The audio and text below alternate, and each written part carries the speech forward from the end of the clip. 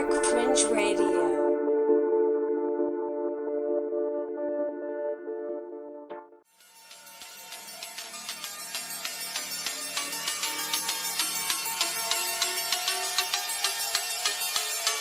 Coming to you live from the Mistopheles Studios, it's Dark Fringe Radio.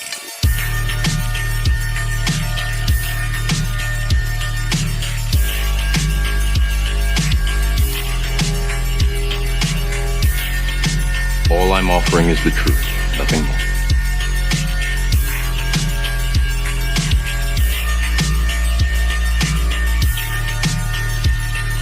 You're the disease, and I'm the cure.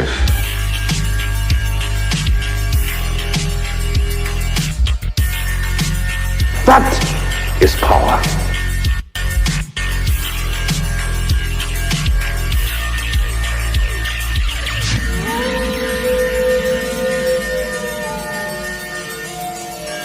Hey guys, Will Martinez here with Dark Fringe Radio. Thanks for joining us on another edition of the podcast. And of course, thank you for joining us on a new episode that we have for you this week. And of course, I can't do this without my co-host, Jay Galosi. Jay, what's up, brother? How you doing? Living the dream, baby boy. Living the dream. How you doing? Very good, very good. And I just want to thank everybody for tuning in on your number one source of conspiracy theories, paranormal, true crime. So again, thank you for joining us here on Dark Fringe Radio. Tonight, we actually have a very special episode. Tonight, we're going to be talking about spy gadgets and the Shadow War. And it was a kind of a documentary me and Jay watched, and we want to talk about it because it's a nice kind of... No, not together, but it was a good revisiting of one of my favorite subjects in history, of course, World War II. I know, Jay, you're a history buff. I know you like... I know that's like, especially wars and shit like that. You love to revisit that stuff and like really get into it. World War II, of course, one of the most dynamic wars of modern history because of all the different players in it, obviously. And I mean, aside from the fact that you could consider it an extension of that First World War. It was. Yeah. But it was really where modern warfare started. Yeah. And as we're going to dive into this topic, you'll see kind of the parallels to. Of course, of how they diverted a lot of this information, the espionage that was involved, the propaganda that was in place, all that stuff that was just instituted. It's got some neat by the SOE and the OSS. I mean, that's what it all started with, SOE. The SOE, and so from there. We'll get into all that information here in a short time, but it's a very interesting, take on, the way information gathering and spy, I guess, it shows how all that clandestine activity actually really kind of turned the war. It did. In the Allies' favor. Right. A lot of that misinformation, some really interesting things, a couple stories that you're going to hear with propaganda and some of the weapons and the tools that they come up with. And they had some of the biggest innovations that we're only just now starting to catch up with. And it's pretty interesting to see some of the things they did and came up with on the fly. It's a really cool topic. I'm glad that we happened to come across this documentary. It should be really entertaining information share. Absolutely. Yeah, I definitely agree with that with you, Jay, 100%. Great documentary. And again, we're going to get into all that here in a second, but just want to remind everybody how you can listen to the podcast. Very simple. You can go to our website, darkfringeradio.com. Right there at the bottom, the website, you'll have the opportunity to actually watch the episode right there. There's a link at the bottom to our YouTube. So you actually get to watch the episode. And then at the top, you can actually go there and listen to it. All the different websites that our podcast is available on, which is like Spotify, Stitcher, all those streaming sites, that normally everybody uses, iHeartRadio. We're all there. So all the links are there. The videos at the bottom. There's no reason why you can't enjoy this wonderful show. So again, I want to implore everybody, if you do not go to the website, you can go to YouTube. And of course, just look up Dark Fringe Radio there and subscribe to our channel, and you can watch the episodes right there. So, because we record these every week. So of course, go to our YouTube, make sure you subscribe.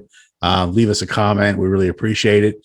And make sure you check us out there too as well. So that's it for that. And I just want to remind again, everybody, the social media, Facebook, Instagram, and Twitter, just look up Dark Fringe Radio. So I just want to throw that in there as well. So that's it for the intro, Jay. I really don't have anything for the As the World Burns. There's some topics that I kind of want to bring up, but excuse me, they're so kind of hot topic, like they kind of almost deserve their own episode. You understand what I'm saying? Yeah. No, I'm with you. We're living in a very divisive time, William. We are living in the second coming of the 60s, if you will. I think so too, man. There is a you know how they say history repeats itself, and especially when you don't pay attention to it. Yeah, and they say, you know, obviously you can learn from that. So hopefully we can learn from our recent history, and that's No, there's no way. Hey man, I'm trying. I'm hoping, man. Come on, I'm trying to throw some positivity out there in the air. Hoping. I'm positive. Me too. I'm positive it ain't gonna happen. Jay the realist, of course. You know, I mean, always. Yeah, always. Well, that's it for the intro. Jay, let's get into what the F Florida man. And of course, this is a segment, Jay, that you kind of handle on your own and scour the internet for hours and hours at a time. Yeah, right. Probably takes you a few minutes to find an article that's based out of Florida that highlights some of the folk that live here. So, speaking about being realist, let me go ahead and let everybody have a little peek behind the curtain, if you will. A little piercing the veil point of Oz. Okay. Here's what happens. Usually a day or two before we're going to record, I will text Will, yo. Will respond always with a yo. Yeah. I say, are we recording? Yeah. Yeah. Cool. What's topic? Then whatever. And then that's usually all we speak about it. Yeah. And about 5 minutes. Unless it's an interview that's, pre. Right. If it's an scheduled. interview, we've talked more than that. Right. Yes. Yeah. More elaborate. Yes. We usually, if we're going to be interviewing somebody, we go over their full background and correct. We kind of agree on what questions. That's a different animal, but yes, on a normal basis, what you're talking about is correct. General episodic action on Dark Fringe. Right. William, I text Will, yo, he texts me back. I ask the topic. He tells me, and that is generally the last I think of it until about 5 minutes before I go on and go, oh shit, I need it with the Florida man. I then type in. Yeah. Google Florida man headlines. And generally the very first thing come up is the newest one, and that's what I go with. Yeah. And there's usually more than what, 4 or 5 new stories every time you go there. Always, I almost never see the same story twice. No, I'm sure you haven't. So I'm curious, what do you have for us this week for what that Florida man? Florida man accused of brutally pummeling an iguana to death said he was defending himself. Man claims to stand your ground defense in killing of iguana. So, Jay, I actually saw the headlines for this, but I did not go into the story because I was like, this story sounds like craziness to me. So I was like, you know what? I didn't have the time to get into it. You know what I mean? So I knew I saw it for what it was from the outside, and I was like, you know what? Good Florida man. I have the time to dedicate to this right now. So I was like, good you know what? Exit stage left, but that's an interesting story. So supposedly the iguana was attacking him. Is that what his claim is? That's what his claim is. Right. Although, the iguana is too dead to argue. I'm just saying. Right. Who's going to speak for the iguana? Maybe the iguana was just there minding his own business. Homeboy was poking him with a stick. Could be. You never know. Never know. But you know who won't get to tell his side of the story? The iguana. The iguana that was pummeled to death. Oh, yeah. So PJ Nilaja Patterson. Wow. Nilaja. Nilaja? Yeah, something like that. Pretty close. Yeah. I hope. Gotta hope. Give it to you. 43, tried to use the Sunshine State Stand Your Ground law to get out of animal cruelty charges that could put him behind bars for 5 years. Wow. The judge denied his plea for on the ground.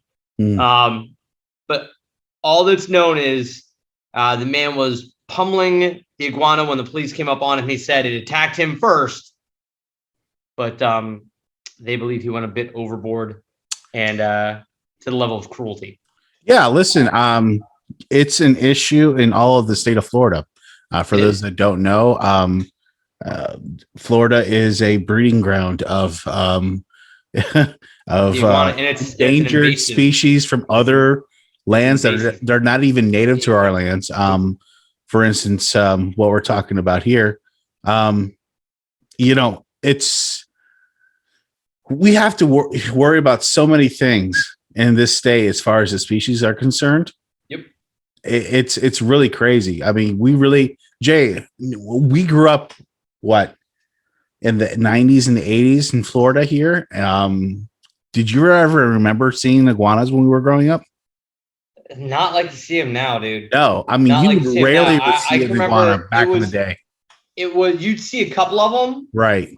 But it was always like a big deal, right? And now, if you're on the intercoastal, going up and down in your boat, they're under every single bridge. Yep. We get a cold snap, and you hear these stories about iguana falling out of trees. Falling out of the trees, yeah, because they get frozen. I had a neighbor, right, at the last place I lived at. Yeah. No lie. We had this beautiful little lake right behind where I lived. Right. And there were iguana out there. They're 4 or 5 feet long, man. There's some big ass lizards. Those are dinosaurs. Seriously. Yeah. And this guy would catch them and sell the meat. Really? He said iguana meat, he was charging what most people would charge for a New York strip. Really? And he said the littler the iguana, the more tender the meat. That's so crazy. Right? I thought it was insane because I saw him. He held one up one day by its tail and it was dead. And seriously, again, no lie. Right. Yeah. Things get 3 feet long. Right. And I was like, and I thought it was his pet. I said, "Oh shit, did your pet iguana die?" He goes, "No." He goes, "I catch him and I sell the meat." He goes, "I catch him right here." I was like, "Wow." Oh, so we're showing me today's catch. Yeah. Got it.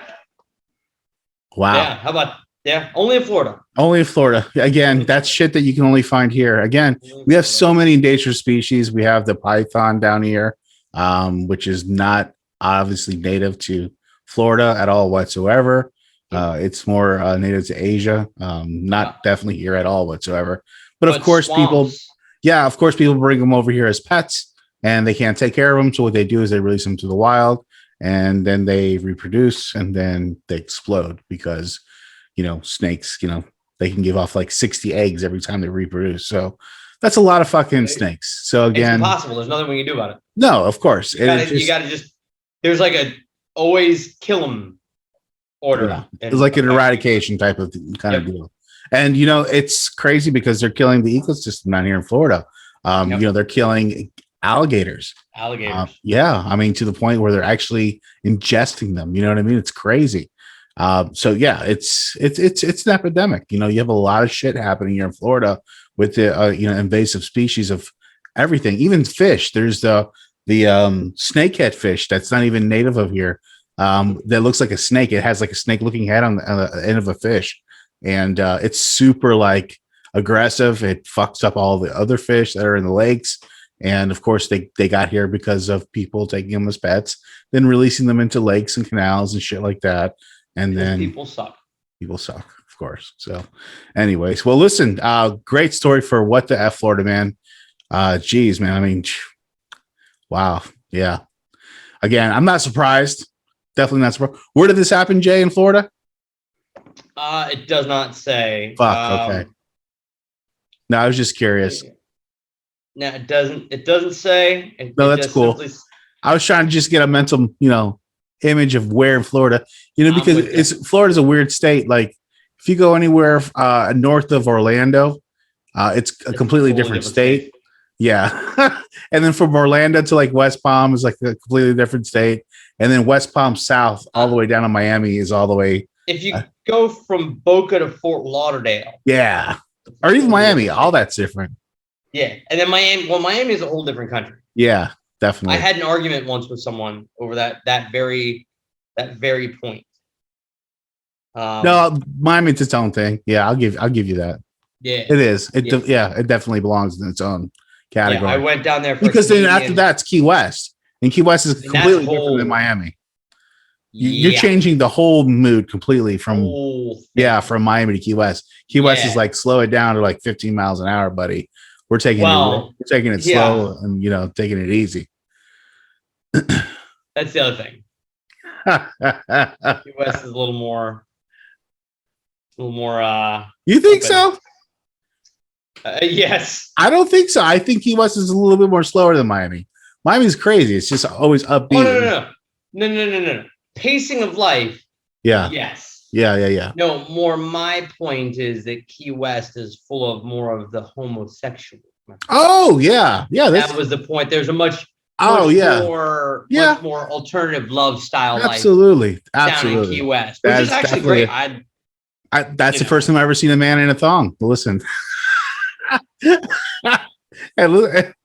West Palm for me. No, it wasn't West Palm for me. It was fucking Key West. But hey, listen. Yeah, no, because that's where that's expected, William. That is expected. You're right. You went to Key West and you got the Key West experience. Also, I saw 350. That was 10 minutes north of my house. I also saw a 350-pound woman in a fishnet dress with nothing else under it.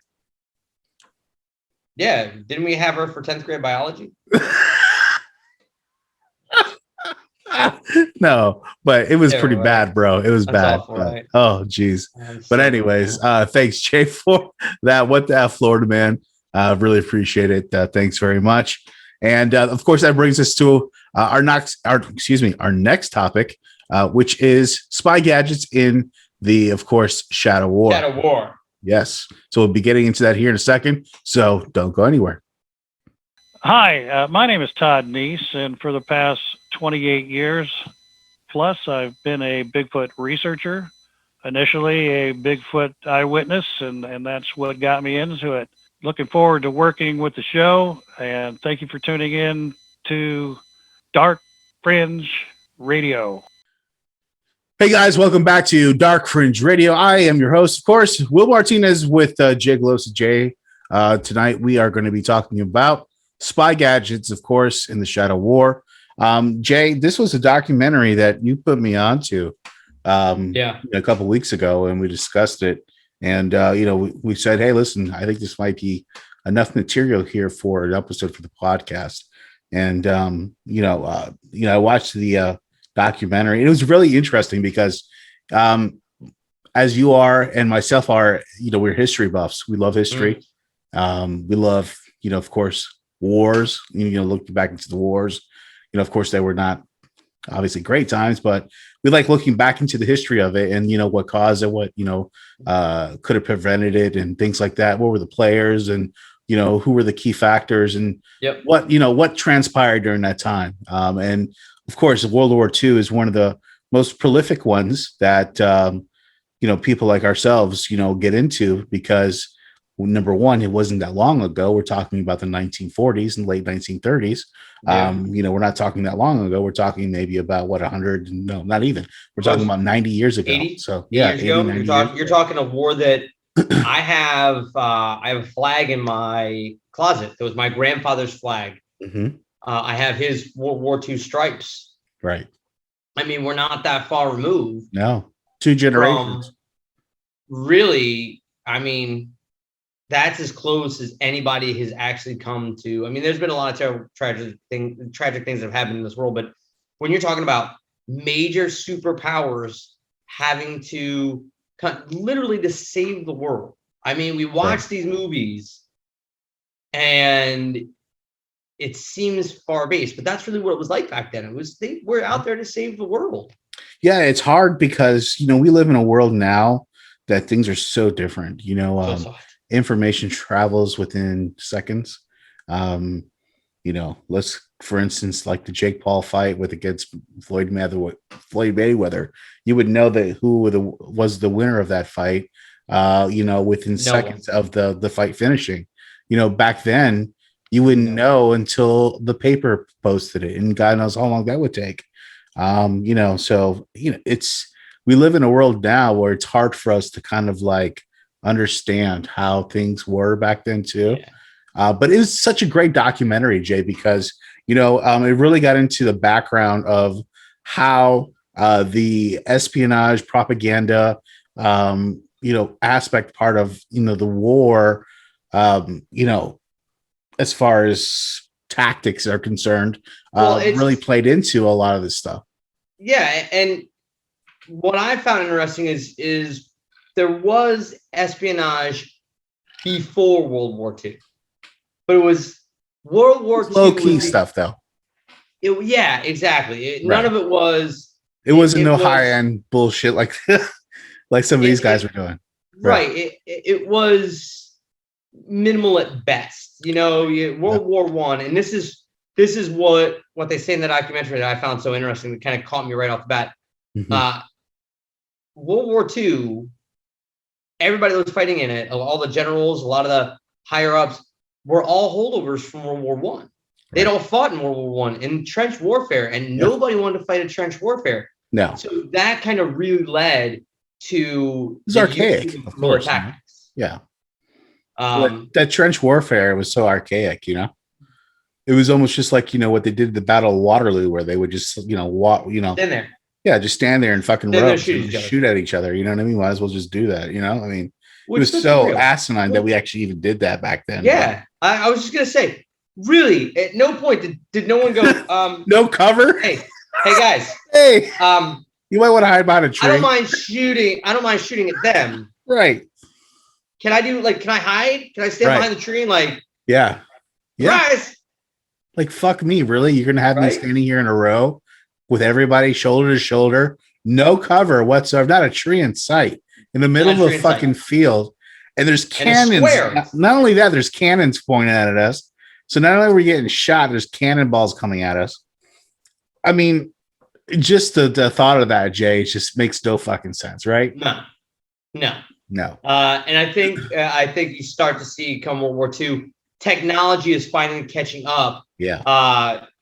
You have aircraft, so you have more planes. Mm-hmm. Aircraft carriers start to become the big, the main focus of the fleets, of the navies. I'm really glad you brought that up, Jay, because one of the topics of this documentary was the communication between people on the ground and aircrafts that were coming in.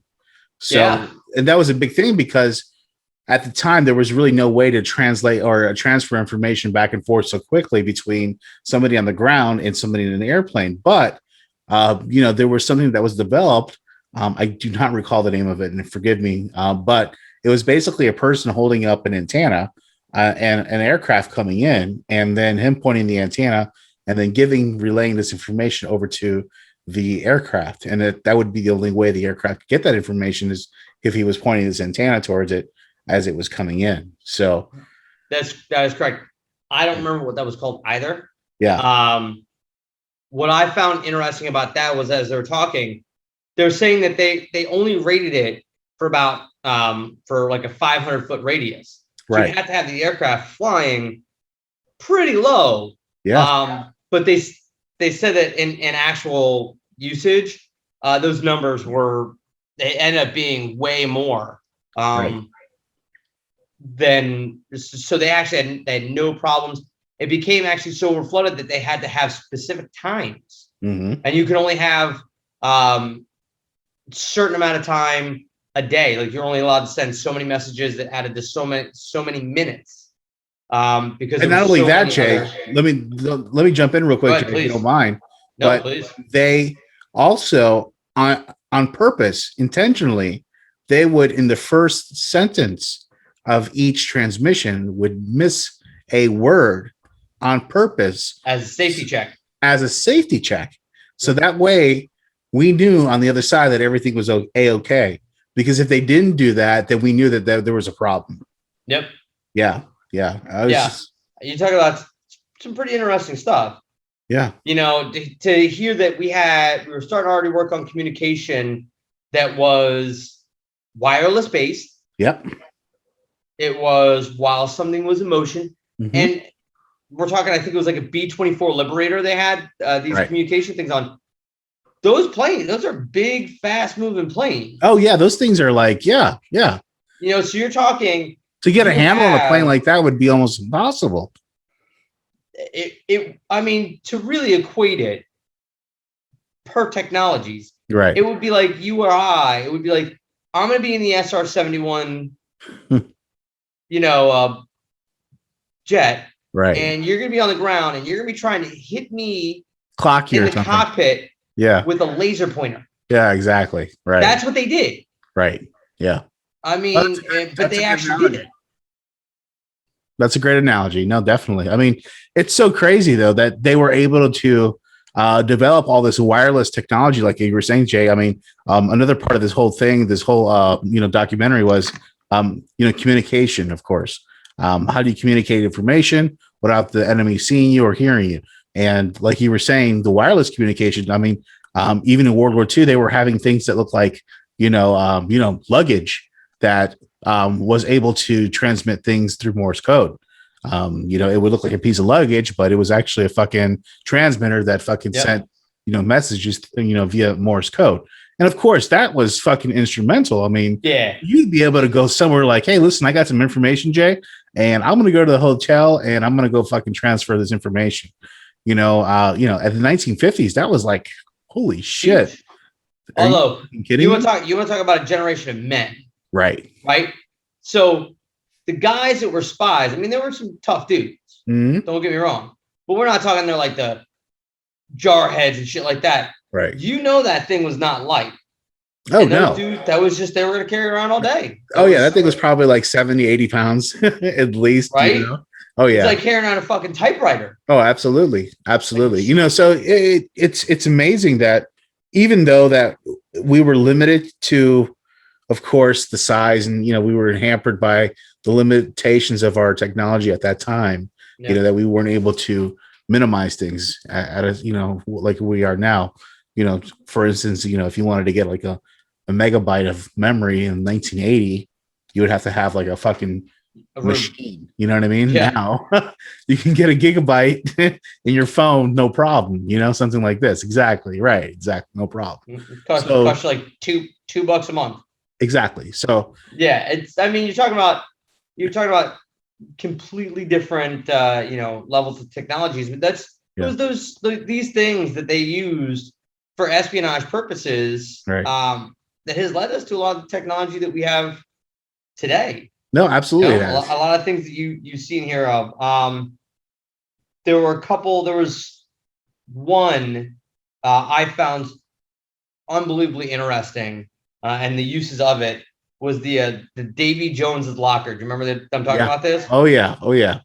So you have they developed these crates. Right. Where you could adjust the ballast, right? So boat would go out, drop it, right? It sinks. As the operative come by, he can swim down, he can turn a valve, it floats, he gets out whatever equipment he needs, return the valve, and it re-sinks. Right. I mean, you talk about that's ingenious. They could do it 6 to 10 times per mission. It's amazing. I mean, how that could change the course of a war. Easily, you know what I mean? That's what we're talking about here tonight. How these different gadgets and pieces of technology have really changed what we're dealing with here now, Jay. And again, we talk about the Morse code and in the luggage. We also talk about all these other things that have been developed. Jay, especially like with the technology with, spy planes and being able to tap into information and get information. That's another thing, getting the information, obviously sending out information to amongst ourselves to spread the positive stuff was important, but also, getting the information too. And not only that, the propaganda part was a big part too. Well, now, that was pretty interesting right there towards the end. Yeah. They would, you heard them talk about how they would put them in artillery shells. Yes. Not only that, they would come out with like pieces of propaganda in Japanese where they would come out and saying like, it's okay to surrender. And there was like detractors, and of course they would fight for us. You know what I mean? How about the German guy? Yeah. They fired off the artillery shell. Right. Guy gets a pamphlet. Right. Shows up an hour later with the pamphlet. He's like, this told me, gives away information to these mortar positions. that they've been trying to get past for days. They had lost 100 men. Right. One pamphlet, one journey. I mean, you talk about. Again, that's what, like they say, what's mightier, the pen or the sword? Right. In this case, definitely the pen. I mean, yeah. And how powerful of a propaganda message do you have to put out there for that? I mean, and it hit at that right time. But that's the thing. That's what propaganda is. It's learning how to put out disinformation at correct moments in time or pivotal points in time to make the highest effect possible in your favor, of course. And, it's so interesting that they were able to do that, spread stuff like that. So that way that even the enemy would turn against themselves. It was such an ingenious thing. But of course, we didn't think of it. The Germans thought of it first. Again, just another piece of the puzzle of like, man, this was such an ingenious way of, But the Germans only used it in-house. True. The SOE, they used it across the line. I mean, let's get into the SOE. For instance, just to give everybody a little bit of background, SOE the SOE is intense. Go ahead, William. It's basically what, like I would say, the CIA of the original CIA, right? It is of espionage. It is the father of the CIA, right, and the mother of Al Qaeda. There you go. So there you go. I mean, it basically taught you every aspect of espionage and how to gather information, how to use that information against the enemy, and how to perpetrate that information back to your people. And again, it's something that I think we perfected over time. And Jay, I hate to say I think they still use it to this day. I wouldn't be surprised. Oh no, 100%. 100%, right? They just have much. With technology being what it is, it's like that meme, right? You see the woman in the 50s on the phone talking to a friend. She's like, we probably shouldn't talk because the government's listening. And then you have a woman today and she's like, hey, CIA listening device. What's a good recipe for pancakes? Right. I mean, and that's that's really what it is. In the 50s, right. You had what Eisenhower went on about the whole industrial military complex. And that was how a great it was a piece bad of thing. We should be stopping it. Yeah. But here we are today, and we're like, government, go all through my shit, please. Tag me, please. As long as I still get my Amazon Prime. That's right. As long as I get my Amazon Prime, isn't that right? Prime is life, and my Netflix is okay, right? Netflix has got to be. Gotcha. Yeah. You can't Netflix and chill without Netflix. Then it's just chill. It was really an interesting episode, Jay, because again, it gets into so many aspects of espionage and what people did. What was the gadget? I will tell you right now. What was the gadget that interested and surprised you the most that they did? It was that one where they fucking had the guy sit outside in like this thing. You know what y'all talking about? Look. Where the plane would swing by and pick him up. And just fucking suck him like that. And I'm like, that cannot be good. First off, the guy's going to get whiplash, probably break his neck, number one. Seriously. I mean, it was like the most brutal way to extract somebody ever. It even says in it, it's not for the faint of heart. Yeah, no shit. Of course it's not for anybody that has a heart, because your heart's going to explode. How about that? Fine. Yeah, I mean, you're literally sitting at a fucking in a little metal pod, in a standing position, and all of a sudden, this hook comes and yanks you out of the fucking sky like a fucking rocket, and you move from 0 to fucking 60 in probably like a half a second, and you can't tell me that can be safe. I mean, come on. Those planes, on average, were flying about 300 miles an hour. Right. Yeah. So you got a dude laying in a little metal pod, even if he's all strapped up, nice and tight and cozy. Yeah. That thing hits him at 300 miles an hour. I don't care what you're shit. Right. No, it's going to fuck you up. Yeah. It's going to push your lungs out through your butthole. Yeah. It's good. Oh.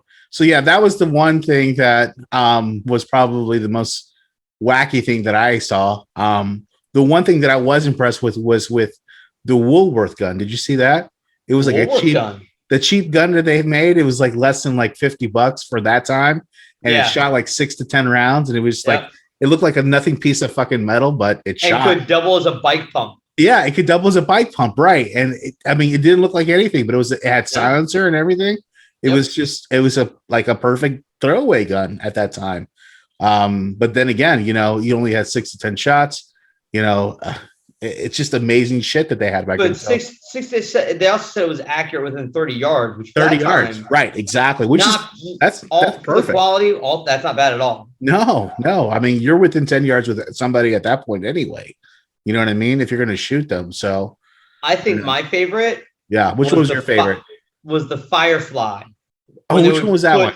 They would put a pound of or they would put some rubber explosive or plastic explosive, excuse me, with a temperature agent. Okay. And they would tie it up inside of a condom. Oh yeah, that's all. The infantrymen had condoms. You could find them everywhere you needed. Yeah. Oh, and they would wrap it up, drop it in the tank, and then when the gas got hot enough is when it exploded. Could you imagine? What a great fucking oh my god. Here you are, this Nazi driving a deuce and a half. Yeah, it's good. It's good day, yeah. I've got the blonde hair and the blue eyes, and I'm Mr. Goods, and boom! And fuck you, fraud. Yeah. That was a good one. Yeah, I like that one. That and the anonymeter.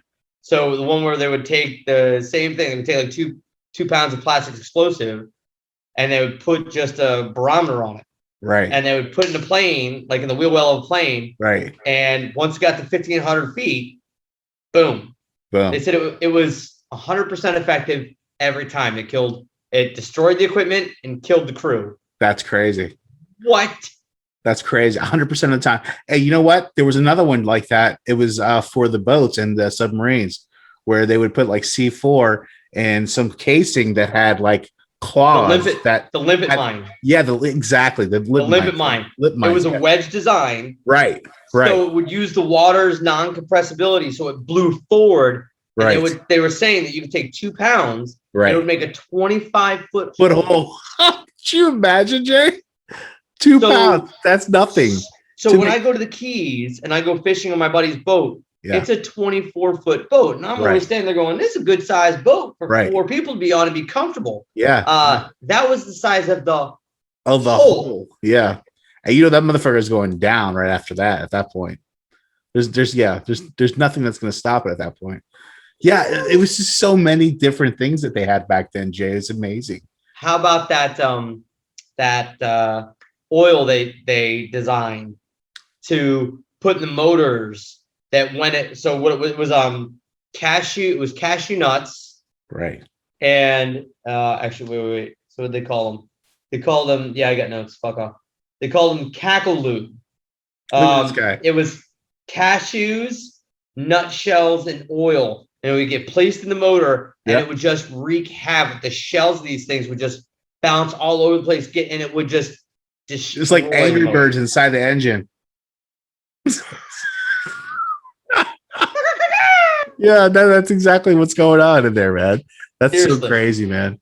It's so crazy that we were able to, and that's why I think World War II is like one of the more interesting wars, because that's where a lot of things got introduced. Of course, we had the nuclear part of it, which was the horrible part of it, and it sucked that we had to do that.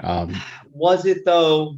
I know, but again, it was. I mean, yeah, you can debate that. You can debate it again. At the end of the day, it was a horrible thing, right? It sucks that we dropped it, but if we didn't drop it, right? How many more people were gonna? Who knows what happened?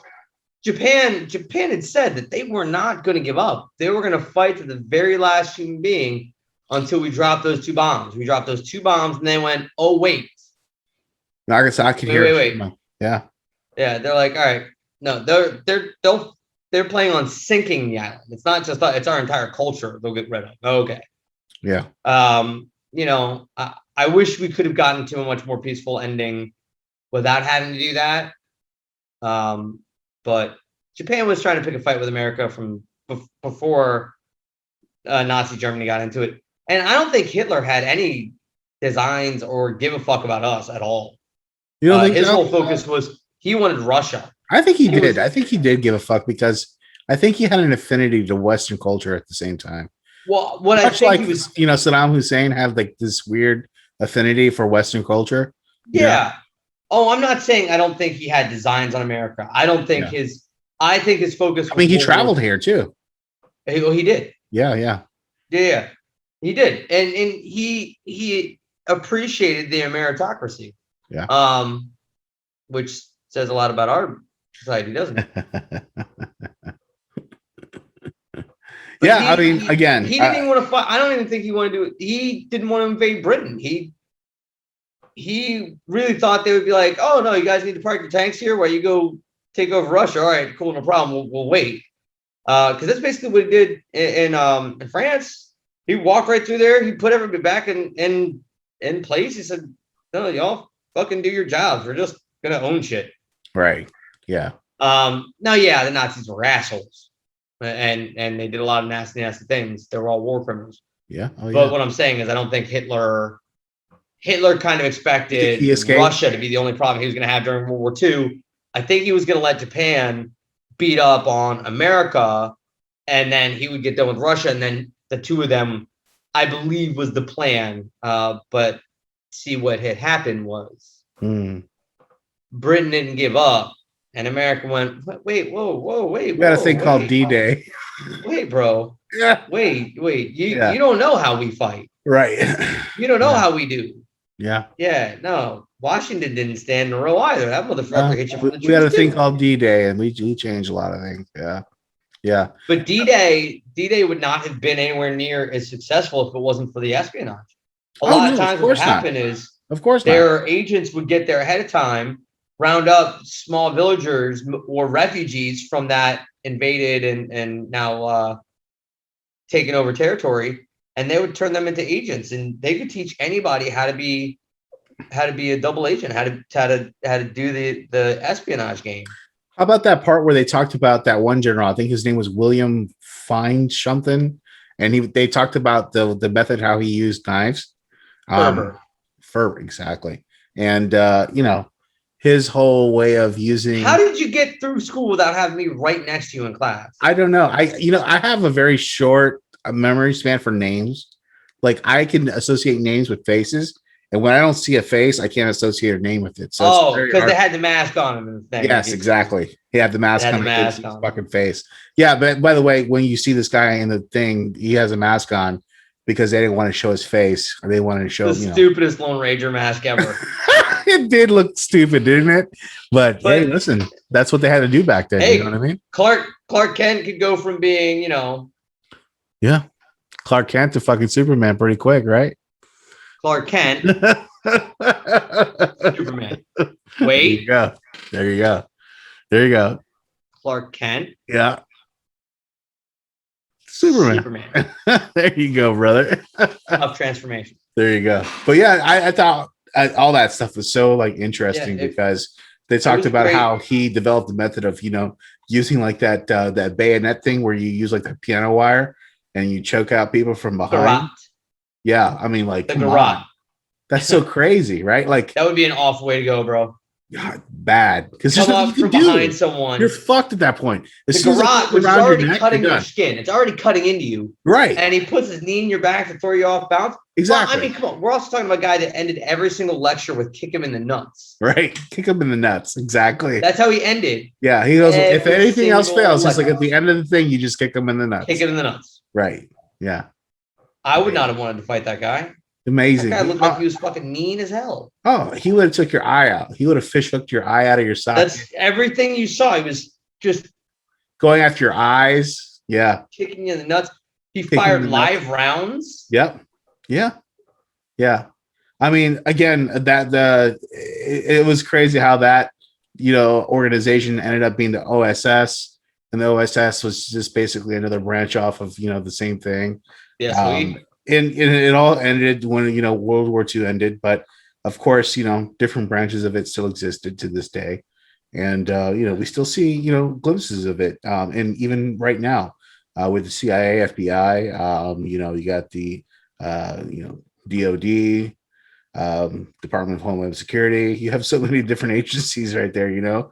Do you know what I found interesting? What did you find? Let me hear. I was listening to following along. So the Shadow War, the documentary we're talking about, friends, is from a series called Timeline.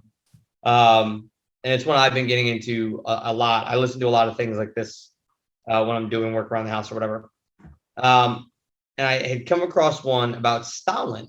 Okay. And this might not surprise you, but Stalin had multiple secret agencies like a CIA and FBI that all ran completely independently.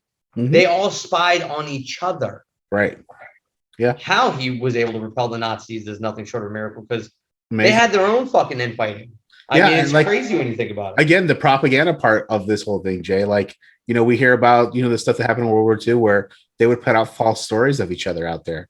You know what I mean? And that would sway people back and forth because that's what was written in the papers, you know? So the propaganda part of it was very a prolific part of this. A lot of people I don't think, give it enough credence or, you know, importance to, or influence that it had in World War II. I mean, I'm sure it had a lot. I think the Cold War started during World War II. I mean, if you look at all the espionage, all the things that everybody was doing, you know, you look at all the weapons they were using and you look just how it ended. You know, we had to drop the atomic bomb and, you know, the Nazis got held up and it got spread too thin. Eventually you have, you know, Hitler and Eva Braun taking their own lives, supposedly, if you believe that shit. Argentina, my friend, Argentina.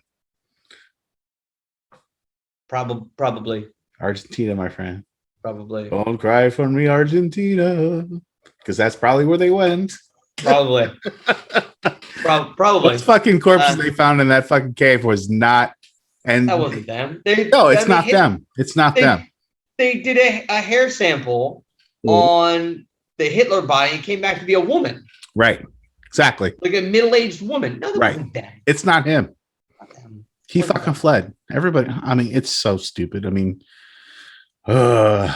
If you just do half an hour worth of research, you can figure all this shit out. It doesn't take time to kind of connect the dots. I mean, you know, we talk about Google where did Hitler go? Argentina is the first thing that comes up.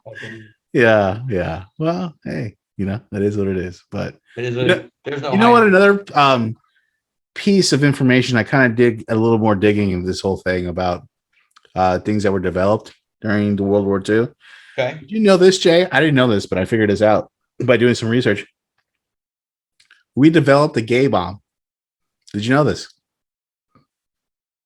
I mean, I'm not surprised. No, we actually developed something that was supposed to be that was supposedly change people's sexuality from to be homosexuals. So they actually supposedly developed something called the gay bomb, where if anybody inhaled any of the contents of it, they would have this issue. So again, was it filled with like I don't know glitter and fucking share videos? Like, I don't know. No, I don't know, bro. What's his name? Just would come out with the confetti and just be like, "Surprise, you bitches!" Richard Simmons. You like dick. Rip Torn. All right. Yeah. Is that Rip Torn? I don't think it's Rip Torn. Yeah, Rip Torn. Rip Torn. No. Confetti. Rip Taylor. No, Rip Torn. Not Taylor. Rip Taylor was the guy with the bucket full of sparkles. Rip Torn is the coach from Dodgeball. He also was in Men in Black. Yeah, same guy. We're talking about the same guy. No, Rip Taylor is the one that would come out with. He was the one I was thinking of. That had, okay. Had like the bucket of like confetti and like just. Those are your people anyway. Yes, you might be right. Yes, all three of us are white. Yes, I'm glad you noticed. I love you, Jay. I've been getting a lot of sun. I think I'm starting to be more like your people than my people. Oh, you are getting past me. Yeah, look at that. Anyways, listen, I think this is a great ending to the episode there, Jay. I mean, it was a great talk about World War II and some of the other aspects of what, influenced the war and things that we don't really talk about or really know about, or that's really talked about in the history books, stuff like this. I don't ever recall hearing about any of this shit in fucking high school. No. Any of this stuff. We were all taught. Do you remember hearing about this stuff here in high school, Jay? No, I heard nothing about prophylactics in high school. Well, not for that particular.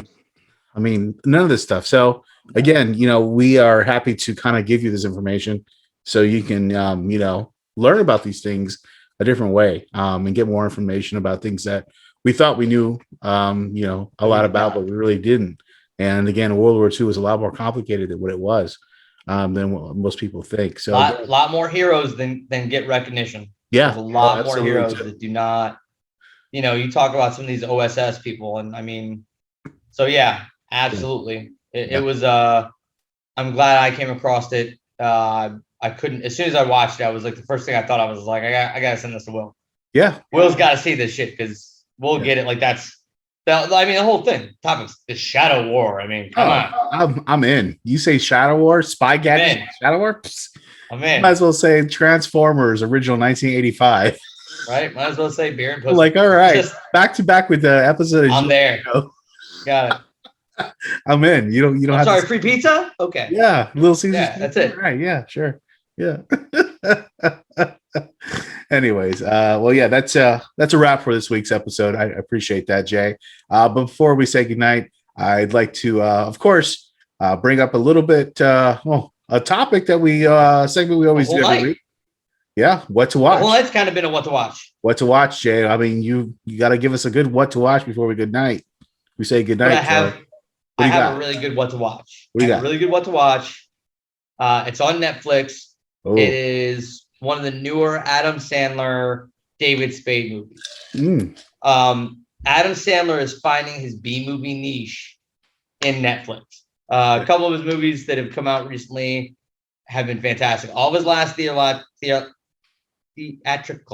Why is that so hard to say? Theatrical releases.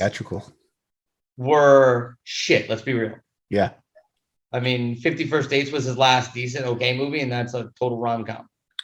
Yeah. You have to go back to like Billy Madison, I think, to get. You have to go that far, really? We're going back to get stupid. Well, Happy Gilmore. Yeah. Longest Yard. Yeah. Those have more of that. Longest Yard was a good one. I like the new one. I like that version of the Longest Yard better than the original. The original was pretty fucking fantastic. Yeah. Yeah. Either way, I'm getting off topic. So, new Adam Sandler movie out called Do Over. And it's kind of it's not a cop movie, but it's kind of a cop movie. It's kind of a buddy cop movie. Okay. That is all about taking down Big Pharma. Oh, really? Really? Wow. Really? And so what do they I was watching, I'm like, they're doing this. Yeah. Like, they're doing this. I'm going to get out ahead of this. Yeah. And say that Adam Sandler and David Spade did not kill themselves. Yeah, you would think that would happen pretty quickly after exposing Big Pharma. But what did they focus on? Like, did they focus on like a drug or cancer research? Yeah. Well, there you go. On that's a big cancer. That's a big to me, Jay. That's a big scandal, and it's big one. Big. It's a big one. To me, cancer is still on the rise. It's a con job right now, Jay. These places and these 100%. Oh, everybody gets cancer. Everybody gets cancer. Everybody's going to have cancer. Everybody's going to die of cancer. It's just a question of what, how, and when. And what they're doing is they're making us so full of fear that we're going to need that. Not knock on wood. Not that you or I ever actually need those things. Right. But it's a total boondoggle. I mean, really, when you look at it, it's a money grab. We're giving away this vaccination for free, right? Because it's saving lives, bro. And not only that, have you seen the news where like some of these states where they're like giving away like money, like there's even some states giving away weed, pre-rolled weed in fucking, I think it was like Nevada or Colorado or wherever it was. I mean, it's just crazy that the extent that our state gives away free Sudafed. Zero. Nice pat in the ass and tell you you have a good day. That's what we get here down here in the sunny state of South Florida. Yeah, we get a sarcastic, because you need this. Right, exactly. Right. Have a good day and get the fuck out of here. Thank you, fuck you, bye. Yeah. Yeah. But, you got to thank you. I just got to fuck you bye. Oh, you didn't get the thank you. Okay, yeah. Thank you. Well, listen. I also didn't actually get vaccinated, y'all. So that was nothing but pure and I haven't gotten vaccinated. Hey, yeah. Hey, listen. I get it. I totally understand 100%. I would have, if I could have done the same thing as you, I would have done the same thing as you, bro. I get it. I work outside. I work with like 5 people at a time. So there you go. I'm not. If I go somewhere, I just put on a mask. Everybody around me now, including the girl upstairs. Well, listen, I think that brings us to a close. Just speak for Dark Fringe Radio, Jay. Again, and I want to remind everybody how you can listen to the podcast. Make sure you just go to our website, darkfringeradio.com, and you can go right there, listen to the episode of the website. And of course, you can subscribe to our YouTube channel. Just check us out, Dark Fringe Radio on YouTube. So make sure you subscribe and leave us a comment there as well. And of course, you can follow us on all the other social media, Facebook, Instagram, and Twitter at Dark Fringe Radio. And that's it, Jay, for this week, for another edition and episode of Dark Fringe Radio. I want to thank everybody for tuning in for this week. And we'll be back again for next week. We're the race to 100, Jay. We're close. We're getting there. We're at episode 97. So it's we're going to do something. You got to do something big for 100. Yes, we're going to do something big for you guys for 100. So I have some ideas. We got to pass it to this guy. And we got to do some scheduling, and we'll figure it out. So again, we would like to appreciate you guys and thank you for tuning into another episode of Dark Fringe Radio. We'll see you guys again next week.